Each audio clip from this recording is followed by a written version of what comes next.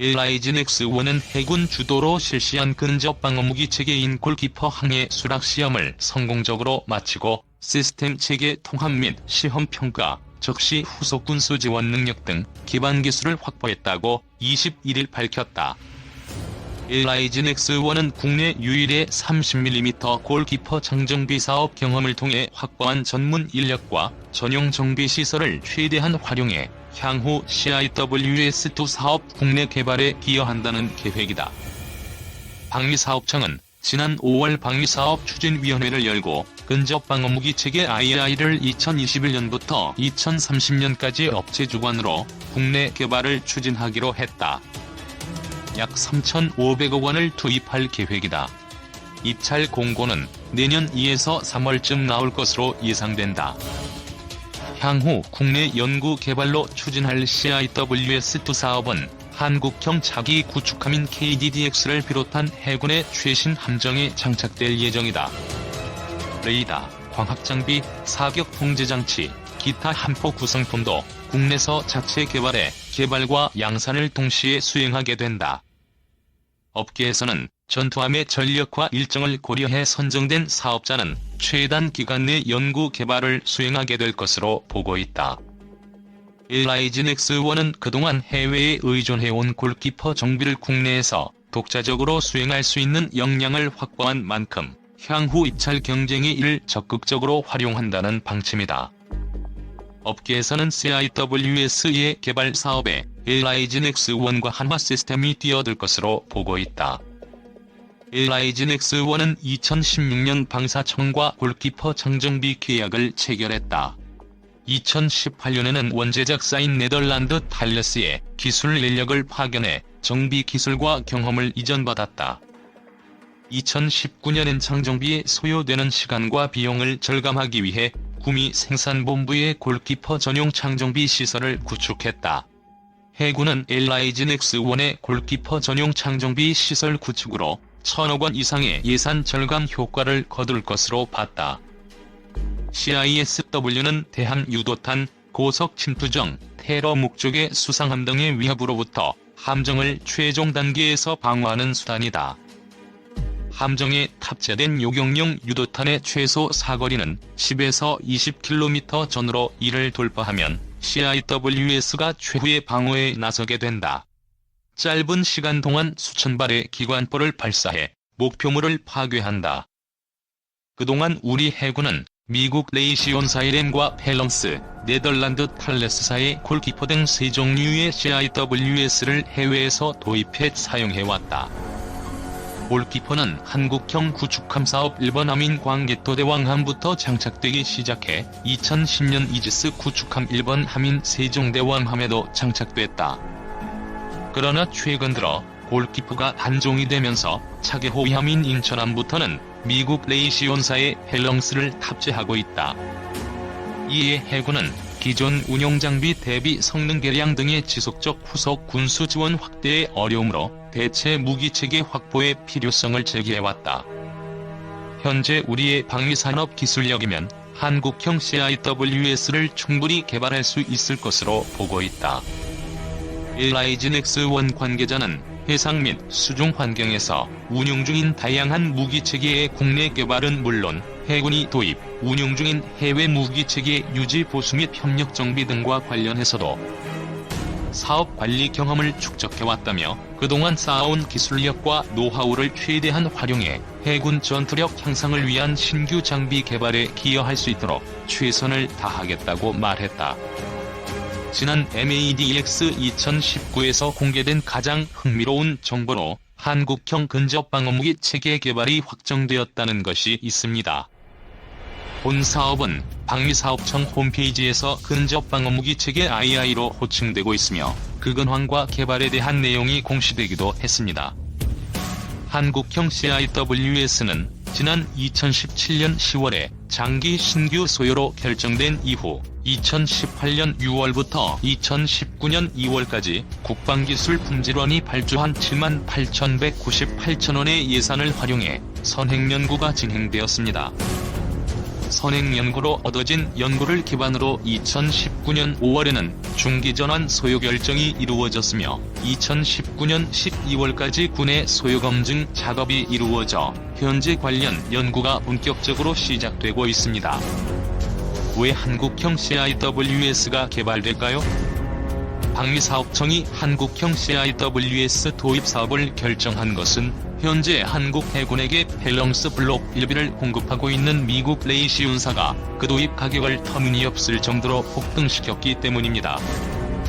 한국 해군은 지난 2008년 5월 말 울산 I급 호위함의 근접 방어 무기체계 입찰에서 미국의 레이시온이 제안한 밸런스 블록 1B 체계가 달레스 네덜란드의 골키퍼 CIWS를 제치고 최종 선정하였습니다.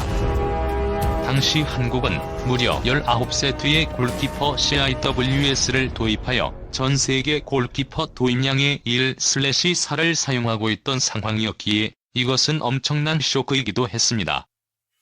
인천함에 장착된 밸런스 블록 1B입니다. 지난 2008년 5월 말 울산 I급 호위함의 근접 방어 무기체계 입찰에서 미국의 레이시온이 제안한 밸런스 블록 1B 체계가 선정되었습니다. 한국 방위사업청이 밸런스 블록 1B를 도입한 이유는 경쟁자인 골키퍼 CIWS의 가격이 2배 정도 높았기 때문입니다. 골키퍼의 체계 가격은 2005년 당시 약 1000만 유로였는데 당시는 EU가 통합되어 유로화가 급등하는 시기였기에 원유로 환율이 1유로당 1200원 전후에서 무려 1700원대까지 상승하였습니다. 그 결과 골키퍼 CIWS 도입 가격이 약 170억 원 이상으로 급등한 것과 비교해 미국은 밸런스 블록 1B 체계의 한국 판매를 위해 그 가격을 80에서 90억 원 수준으로 억제하였습니다. 당연히 방위사업청은 가격 면에서 경쟁이 안 됨은 물론 지속적으로 성능이 개량되고 있는 밸런스 블록 1B를 선정할 수밖에 없었습니다. 그러나 문제가 생겼습니다. 2005년에 계약된 울산 I급과 기타 해군 함정을 위한 밸런스 CIWS 1차 계약 수량 이외에 2015년 즈음에 KD3 배치 2급과 같은 신형 함정을 위한 추가 도입 계약을 검토하는 과정에서 미국 레이시운사가 가격을 급등시켰기 때문입니다. 관계자는 자세한 계약 가격은 알려주지 않았지만 물가 상승률을 고려한다고 해도 과거와 비교해 2배 정도나 높은 가격을 부름에 따라 한국방위사업청 협상팀을 크게 놀라게 했다고 전합니다. 즉, 현재 골키퍼 CIWS의 생산이 중단된 결과 서방에서 생산되는 거의 유일한 CIWS이기에 레이시온은 얼마든지 배짱을 부릴 수 있게 된 상황입니다. 문제는 대한민국이 더 이상의 과거의 대한민국이 아니라는 점이다. 현재의 한국은 CIWS 정도는 얼마든지 국산화가 가능함은 물론 가격이 폭등함에 따라 국산에도 수명주기 비용까지 고려하면 충분히 개발비를 상쇄할 수 있다는 결론이 났습니다. 그리고 미국의 밸런스 CIWS 가격을 가지고 장난을 침에 따라 한국형 모델을 개발해 충분히 해외 시장을 개척할 수 있다는 계산이 서기도 했습니다. 현재 동남아시아 국가들이 해군력을 증강시키는 상황에서 다른 것은 몰라도 CIWS는 기본적으로 장착하고 있으므로 그 수요처도 충분할 것으로 판단되고 있습니다. 2019년 4월 LIG 닉스원은 텔레스사와 협력해 골키퍼 CIWS를 국내에서 장정비할 수 있는 정비창을 공동으로 개소하였습니다. 더욱이 골키퍼 CIWS를 운영하면서 한국 해군은 부품 수급에 곤란을 겪음은 물론 부품 가격이 지속적으로 상승해 상당한 어려움을 겪어야만 했습니다. 그리고 CIWS가 배치된 지 20년이 넘어감에 따라 장정비가 필요했기에 그래서 올해 4월에 LIG 닉스원이 골키퍼 CIWS를 국내에서 장정비할 수 있는 체계를 마련하기도 했습니다. 결국 방위사업청은 국내에서 한국형 CIWS를 개발하는 데 필요한 약 1000억 원의 개발비를 투입하더라도 전체 도입 비용과 중장기적인 수명주기 비용을 고려하면 충분히 타당성이 있다는 결론을 냈습니다. 한국형 CIWS 어떻게 개발할까요?